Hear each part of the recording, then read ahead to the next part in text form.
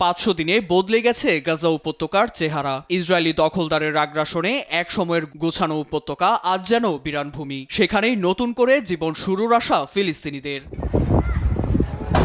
48 ঘন্টার মধ্যে শনিবার 3 ইসরায়েলি জিম্মিকে তেল আবিবে হস্তান্তরের সিদ্ধান্ত নিয়েছে সশস্ত্র গোষ্ঠী হামাস। আল জাজিরার প্রতিবেদনে বলা হয়, মধ্যস্থতাকারী দেশ মিশর ও কাতারের সঙ্গে রুদ্ধদ্বার আলোচনার পর বৃহস্পতিবার সিদ্ধান্তটি নেয় হামাস। সে সময় উপত্যকা নিয়ে মার্কিন প্রেসিডেন্ট ডোনাল্ড ট্রাম্প ও নেতানিয়াহুর সাম্প্রতিক মন্তব্য যুদ্ধবিরতি চুক্তির লঙ্ঘন বলে মন্তব্য করেন হামাস মুখপাত্র আব্দুল লতিফ আল কানুওয়া।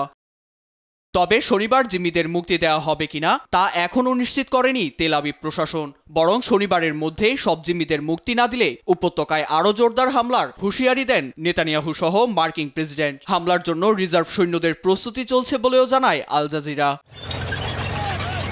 এ খবরে ভোর পাল্টেছে মার্কিন প্রশাসন। উপত্যকায় ফের যুদ্ধ শুরু হলে ক্ষতি হবে সবারই। একটি রেডিও অনুষ্ঠানে এমন মন্তব্য করেন মার্কিন পররাষ্ট্রমন্ত্রী মার্কো রুবিও। বলেন, উপত্যকায় হামাসের অস্তিত্ব মানেই সংঘাত। তারা পিছু না হটলে তেল আবিবও শান্ত হবে না, আর পরিস্থিতি সেই আগের জায়গায় ফিরে যাবে।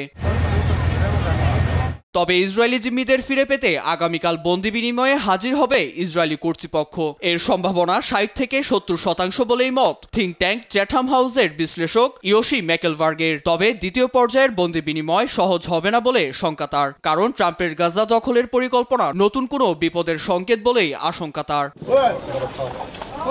এদিকে বিধ্বস্ত উপত্যকাকে ভয়াবহ ভূমিকম্পের সঙ্গে তুলনা করেছে জাতিসংঘ কর্তৃপক্ষ। মানবিক বিপর্যয় এড়াতে বিশ্ব নেতাদের দৃষ্টি আকর্ষণ করে আন্তর্জাতিক সংস্থাটি।